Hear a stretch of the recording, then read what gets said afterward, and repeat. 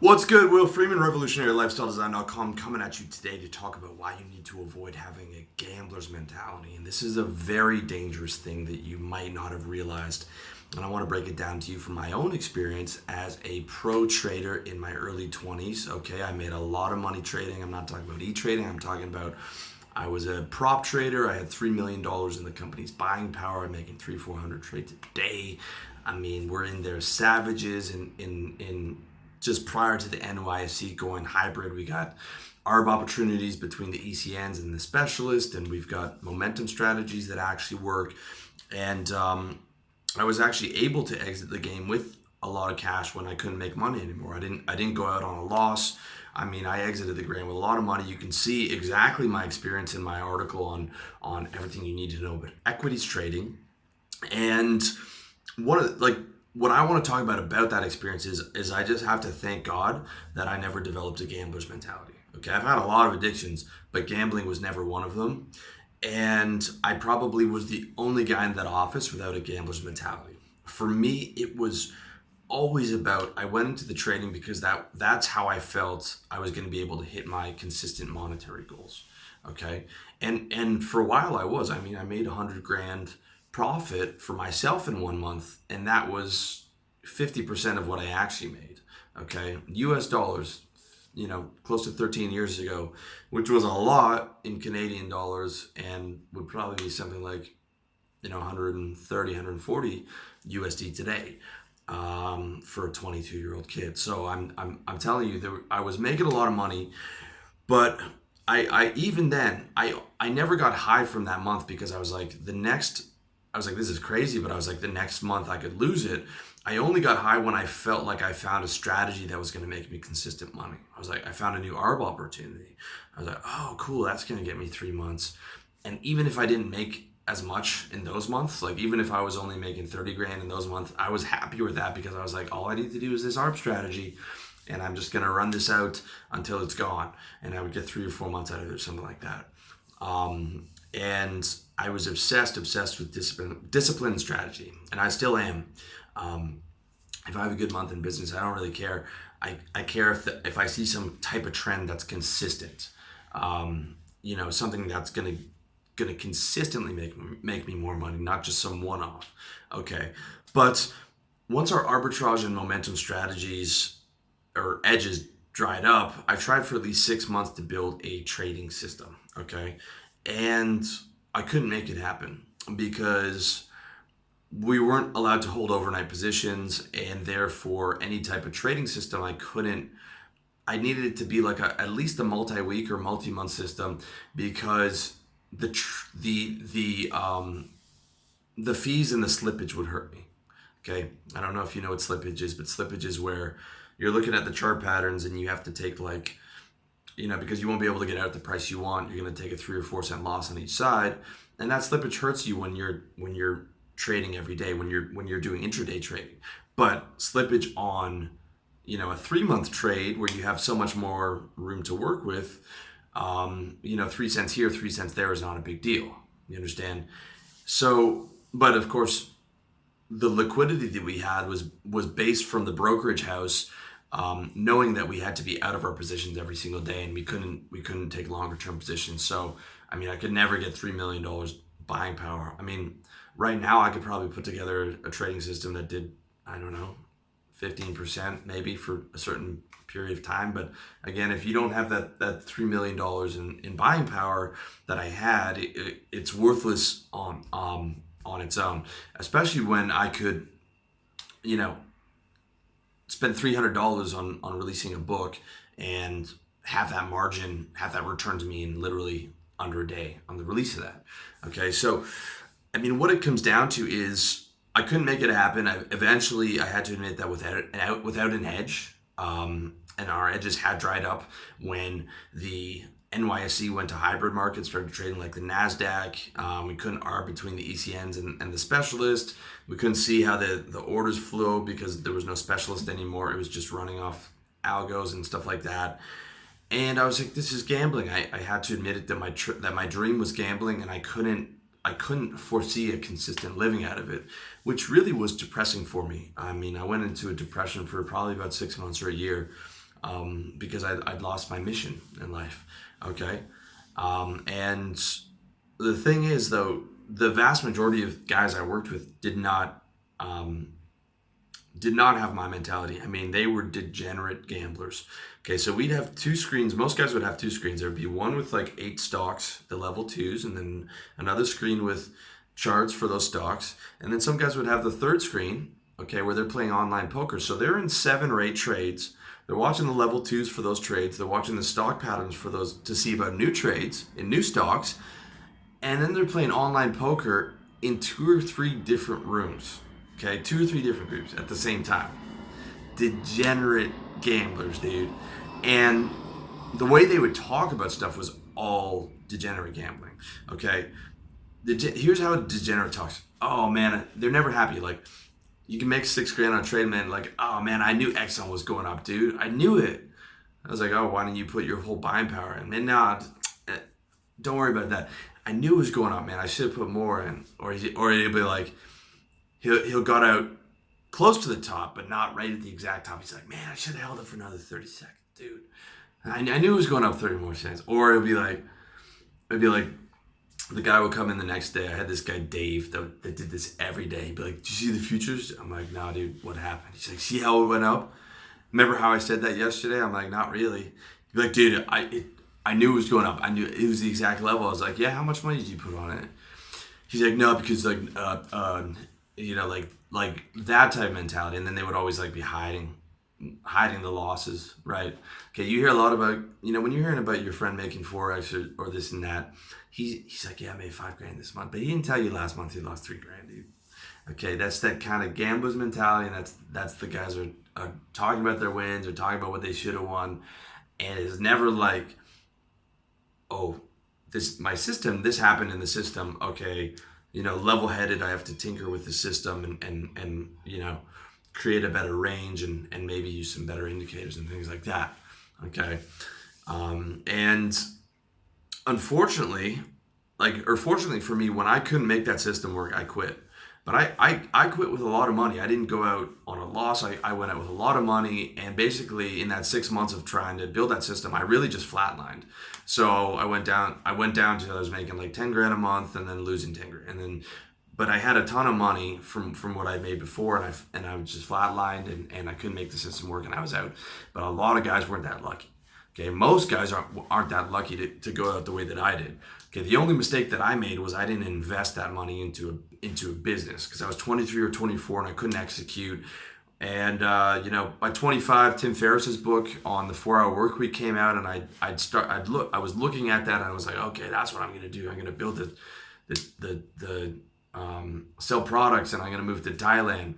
And but I had to learn C++ back in those days. I'm trying to learn code, and I'm just like, man, this isn't happening. And I didn't have the foresight to know to start a service business and get on the phone and all that stuff, because I was so spoiled by the amount of money that I made, and I didn't have the ability to execute. Okay, it took me almost a decade to actually get out to Thailand, where I am now, to be talking to you guys and finding what my true mission is and what God's truly called me to do, which is this.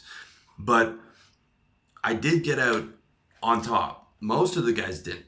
Most of the guys went out on a loss, and there was thousands of guys who came through the door. Okay, 90% of them never made it from trainee to trader. Okay, and the guys who did make it to trader, probably 80% of them never made more than $25,000 or $30,000 in a year. And then you had guys like me and my guys who were making a ton of money. But all of us combined, from the guys who went through the door, the thousands of guys that have been through the door, no one is making trading money now. No one is still trading, okay? Trading now is about algorithms. It's about PhDs programming algorithms. All our edges are long dead. Or it's about guys like, Stephen Cohen from SAC, who has all his traders tapped into legal and illegal insider information, stuff like getting broker first calls and knowing when orders are being dumped and lightning fast execution and fiber optic cables directly into the market, and an office right next door to the NYC, so you have a half second faster than everyone else, and all kinds of things that aren't available to you unless you work in for those companies. So literally no one I know is still trading, okay? And these are professionals. This is not guys on e-trading or forexing at home with their little $10,000 in savings. I'm talking about professionals. I had $3 million. The top guys there had 10 million to play with in every day, okay? And it's not just those guys, okay? The reason I got the trading bug was from my cousin, who I was 50 and he was 40, and I visited him in the CME, which was the Chicago Mercantile Exchange, which was a football field, dude, of a bunch of savages still with the paper, doing the hand signals, yelling at each other, hollering, like throwing this on the floor. This guy's upset, this guy's down, and I'm 50 and I'm seeing it. And I'm like, this is my future, dude. This is what I'm gonna do. My cousin's 40 and 45, and he's got all this money, and he's got these girls. And I'm like, this is what I'm born to do, man. Fuck sitting in school, dude. Like, I need to be doing this, okay? And for 30 years, he'd made a good living on it, okay, until he hit his mid-50s, which was when I started making money in trading when I was, 23, 24. He was in his 50s, and he went broke on naked options. Okay, not only did he go broke, but he went in debt, right? Because naked options, man, there's no limit to what you're gonna lose. It's not like you just lose all your cash, man. So he got murdered, dude.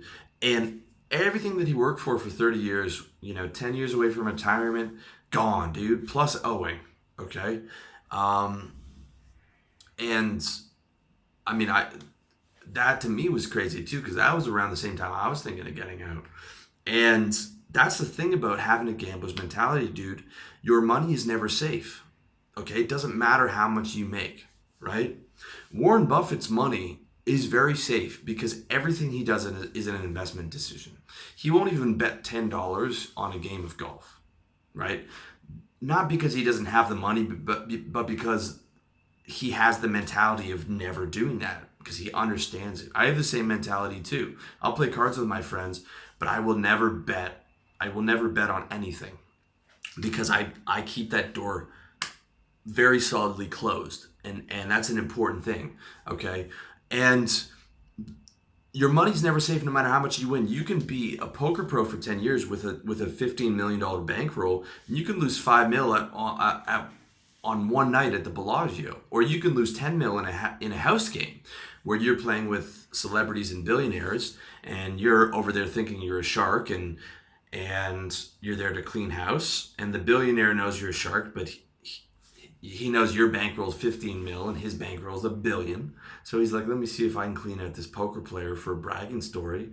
And he doesn't care about 5 million, but you do, because that's a third of your net worth, and you can lose that, and then you can go on a run, and you can lose 10 mil. Okay. They say that Tom Dwan and Phil Ivey went broke in 2014. You don't see guys like Chris Moneymaker winning titles anymore. Most of those guys, they went into, they took their money, realized that they had some good luck, and put it into businesses, or put it into poker training schools, which is how you really get rich in a gold rush. You don't get rich mining the gold, you get rich selling the panhandles to other guys mining the gold, okay? And that's the thing with gambling. A bad month, a bad week, or even a bad night could put you out of business at any time, okay? When you're willing to go all in, or you're, God forbid, trading on margin, that's where you've got leverage and you're personally liable for it, okay? Then you start getting the broker calls. Hey, dude, where's our money? Like, no, I'm in a trade right now. It's coming back up. I mean, it's really serious. And like, your buddy might have made $5,000 on Forex last month or Bitcoin, and he wants you to start trading, dude. But tell him to come back when he's got a 20-year track record of success, right? When he's got a Warren Buffett track record or George Soros track record, okay? Those are the two best in the world, and their average is 20% a year, okay? I'm getting 1,000% return on this business. The way you make real returns is you start a business, you start a high margin business, service business. I'm doing info products. I'm gonna do coaching. I mean, it's crazy returns. It's returns you can't get anywhere, and they're consistent. You can't get them in the stock market, because by the time the stock's gone public, those massive 10,000% returns that Microsoft was getting every year are gone. Okay, those have gone to the owners. You don't get huge returns in once something's actually gone public, okay? Like, tell him to come back with a 20-year record, because the thing about gambling, dude, is like, it's like the thing about the guy who's given marriage advice, right? And he's been married for 2 years. Come back after 30 years once he's proven that he's had a consistently happy marriage with no cheating, all that, right? Like, I can give relationship advice, but I also say, like, relationships are temporary. Maybe it will last you for the rest of your life, maybe it won't. Here's some tactics to be happier, okay? Like, it doesn't matter if he's made money for 3 months or it's all on the line at all times with gambling. Okay, it doesn't matter how much money you have. That's what you really need to understand. The people that get rich are the house, right? The casinos, which is the markets who are taking a piece of what you're getting. The E-Trades, who are super rich. The J.P. Morgans and Goldman Sachs market makers, who are handling the orders for a little percentage. And the guy selling panhandles in a gold rush, the guy selling you the Forex systems or the Bitcoin trading systems, who should kill themselves, because they're no one has a system, and they're just complete con men. Please do not buy anyone's trading system under any reality. Okay, they're these people are terrible human beings. Okay, so here's the thing, though, okay? Sure, you think, Will, aren't you being a little overly dramatic, bringing all this stuff up? And I get it, dude, okay? You think, well, Will, what's the harm in rolling the dice on Forex or some Bitcoin to make a quick buck, all right? It's just going to be a little bit of my money. The harm is that you don't know it, but you just stepped on a slippery slope, okay?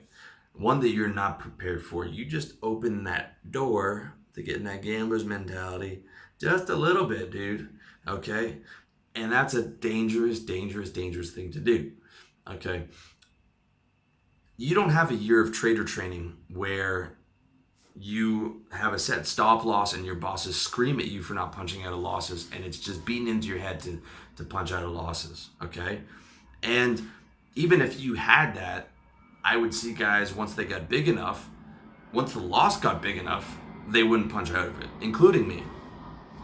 My biggest loss was when I was trading my buddy, who started there 2 days before, and the specialist held up the order, and instantly I went from something that was like a $300 winner and was going up, and I was buying more, to he just filled all my orders, and I was down to $20,000, $30,000, and then $50,000 loser, and I could see my friend smiling out of the corner of his eye. And the loser was so big and so fast that I literally closed my eyes and started praying. And when I opened my eyes, it was a $2,000. 2 minutes later, I opened my eyes, it was a $2,000 winner. And that was another game-changing move for me, because I realized, like, I'm the most disciplined guy in the office, and every small and mid-sized loser I punch out of and do follow exactly my strategy. But when it's a big loss, even after all my years of training and the fact that I'm the most disciplined, when it's a big loss, I handle it just like the most untrained rookie. I literally closed my eyes and prayed. And yeah, I got lucky and it came out as a winner. But I knew then and there, I was like, that's a problem, dude. Because there would be one day where I took that loss and it didn't come back up and it got worse. All right, so I mean, that's what you need to understand. Like, first of all, you don't have that training. Second of all, let's say you take a loser, right? Let's say you take a loss. Well, maybe you didn't have that much money, so you had $5,000 in the bank. You lost $1,000 on Bitcoin or whatever. You can't afford that loss. That's your rent money. So maybe you had the discipline to punch out, but you're going to get back in there next month, right? Because now that bitch owes you money. Like Bitcoin, Citigroup, Forex took my money, dude. That's how guys would talk in the office. They'd be like, man, Exxon, that fucking bitch owes me money. Or like Verizon, Verizon's a dirty fucking slut. That bitch owes me money. Like that was a mentality, like, I'm getting my money back from that thing, right? Like, it's like a personal insult, dude. Okay. It's if you lost money. Even if you had a bunch of money around and you say you had $100,000 and you lost $1,000, that still stings, dude. That's like you're gonna start thinking like, man, I could have bought a 70-inch TV for that. It's gonna last me 10 years. All right, I could have done all these things, right? And it sticks with you. The other thing that can happen is, let's say you hit a winner, dude. So you throw a grand into Bitcoin, or you throw a grand into Forex, and you double up in 2 weeks, and you come out with another grand, you get 100% return. You're like, man, that was easy. That's all I had to do.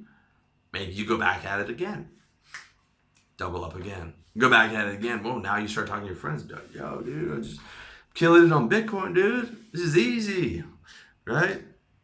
And you're like, well, I can stop anytime. Dude, if you think you're gonna stop, if you think it's easy like that to stop, hell no, dude.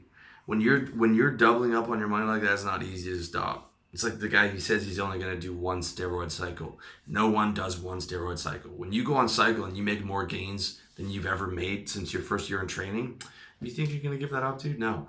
Okay. Whether you win or lose, your first bet or your first trade is not gonna be your last trade. Okay. It's different if you're going into it with some type of systemized mentality, right? Like you've been watching chart patterns for a year, and you've been watching the S&P, and you've got some type of strategy, and your dollar cost averaging into an index fund, and you're only buying on uptick years, trying to get a little bit better than the 8% average that it returns. That's a different story. I'm talking about where you're just rolling the dice on Forex or Bitcoin or something like that. I mean, you've opened the door, okay? You don't realize it, but you've opened the door. And when the door's all the way open, you're gambling at it. And it's really easy to say that, no, it's not going to happen to me. But, dude, when you start, you haven't taken a loss. You haven't taken a real loss. And you don't know how painful that is and how much you want to get your money back. The same thing when you start taking those wins. And when you've opened that door a crack and you're starting to develop that gambler's mentality, I'm telling you, no amount of money is safe. Doesn't matter if you have 100 grand in the bank. It doesn't matter if you have a successful business. Doesn't matter how much you pull out of the market. All that can go back on any given day because you have the wrong mindset, dude. And that's why I'm telling you, like, don't even gamble on $10 on a golf game, okay? Don't even allow for that mentality at all. To me, money is not money. When you're trading, you lose a lot of respect for money when you're messing around with $10 million here and there. And it took me almost a decade to get excited about making 10 grand a month in sales again. Like, I couldn't care about money because I've been used to like playing with so much of it. Okay, so you have to avoid that gambling entirely, dude. And keep a massive respect for money, even $10, okay? I'd rather give $10 to charity than bet $10 on with the potential of making 1,000% return because of the mentality of it, because of the mindset of it, because of the discipline of it, right? Think about it. If Warren Buffett won't gamble, right, unless he has some type of an edge, you shouldn't be either. Because that guy's got $40 billion to his name, okay?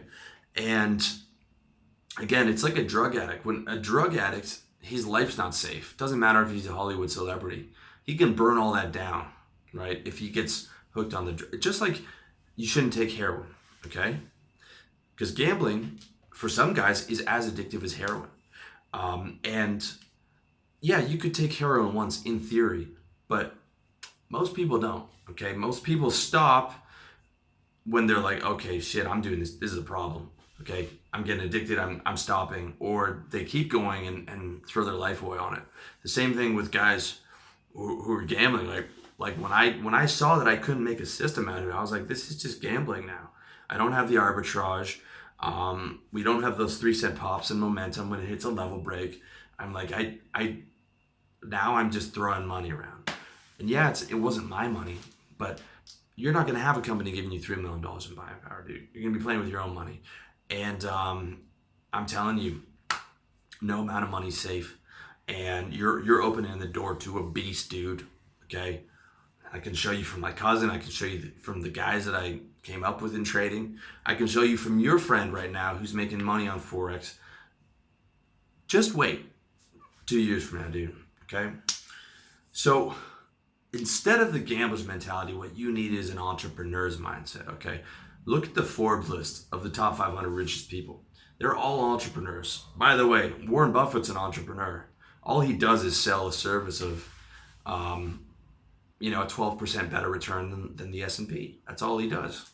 And the one plaque that's on his wall is the plaque that he got from the Dale Carnegie course on salesmanship, because he's an entrepreneur who's been a really good salesman with a really good product, which is a 20% return as opposed to the 8% you get from the S&P.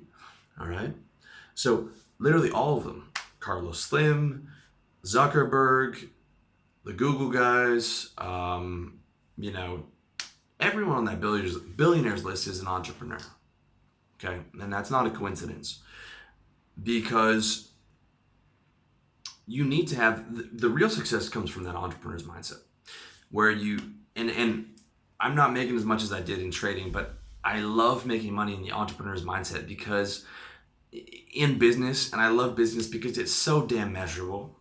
Okay, my traffic is so consistent every month. It boggles my mind how it's that consistent, and how the YouTube subscribers climbing is so consistent, and how I can look at all the metrics, and it's just so easily analyzable, and I can predict future revenue, and I can see, okay, this thing's working better, and oh, where's that traffic coming from, or oh, what's working on this sales page. Like, everything's just so beautiful for analysis, and such a perfect thing for someone like me who gets high on the system of it and making the more consistent income.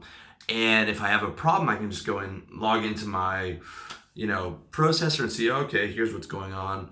Why is this less? Okay, Google delisted this article. All right, I need to write 3 more articles about this type of thing to get back ranking higher for those keywords.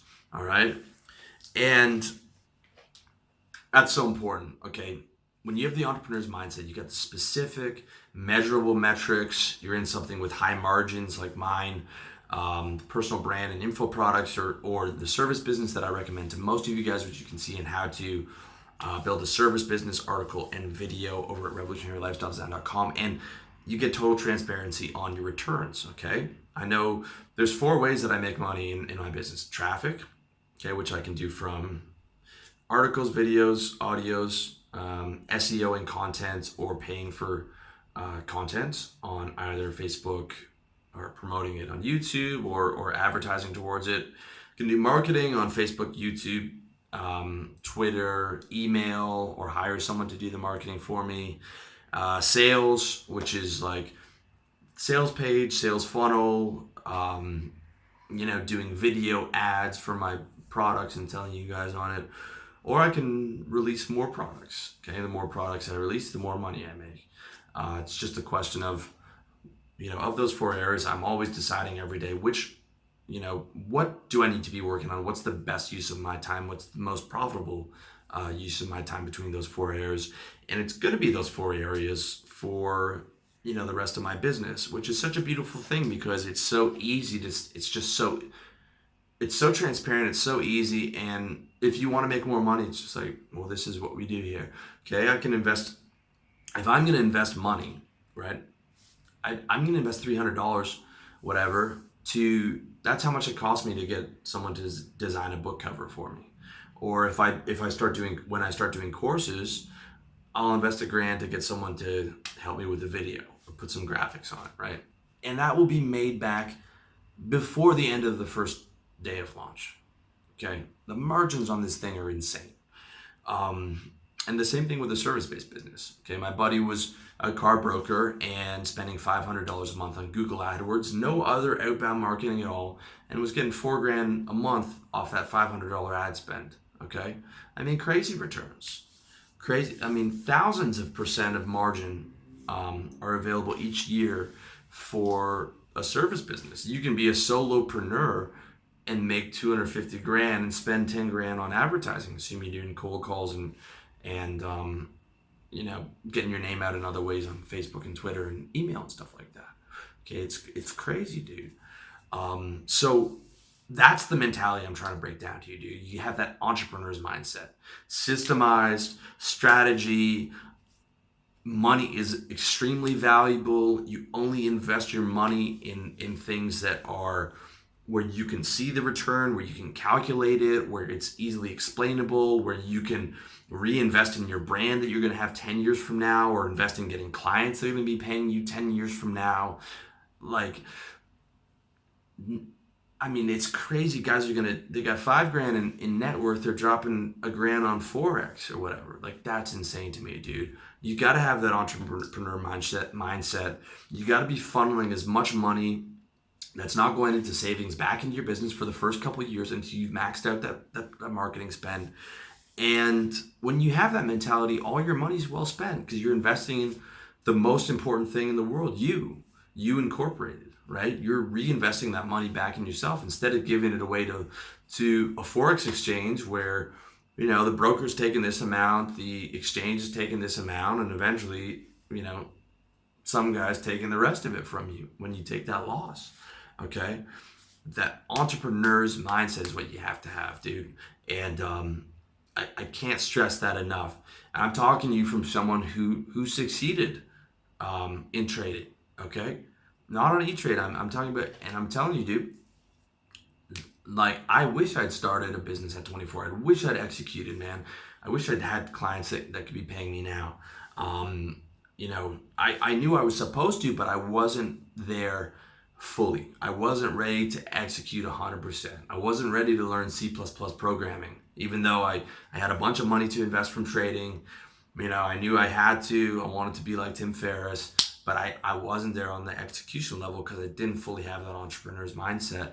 And I hadn't fully regained my respect for money because I was like, man, fuck doing this to make 5 grand a month. 5 grand's nothing. I used to make that in a day. Okay. It took me like almost 10 years to be able to get back my respect for money again, you don't want to go down that road. Okay. So entrepreneur's mindset, investing in yourself, reinvesting in yourself, maxing out the investment in yourself, then getting your money into savings, then paying your rent a year in advance, then buying all your supplies a year in advance. Okay, then you can talk about like what you're gonna do with that money after all that other stuff is maxed out, and then it'd be more like putting some of that in a medium return bond fund where you're getting like 6%, right? You put a couple $100,000 in there and you're getting like 30 grand a year or something like that, and now, or sorry, 18 grand, and you're using that to, live out in Asia or whatever, or whatever it may be, as a hedge against inflation, as a hedge against a currency that's consistently being devalued. Okay, like that's the kind of mentality that I'm talking about, dude. Like, you're not an ounce of a gambler, and you're 100% entrepreneur who makes smart investments in his money, and the best investment is in yourself, your business, your dreams, your getting more clients, getting those wins together, and getting to that high level of consistent income where you're doing 100 grand a year, 200 grand a year, 300 grand a year, that type of mentality. And that's it, man. So I hope you found that useful. Let me know in the comment section if you have any questions. As always, check me out, revolutionarylifestyledesign.com, YouTube, Twitter, iTunes, SoundCloud. I'm everywhere, baby. Thank you for watching.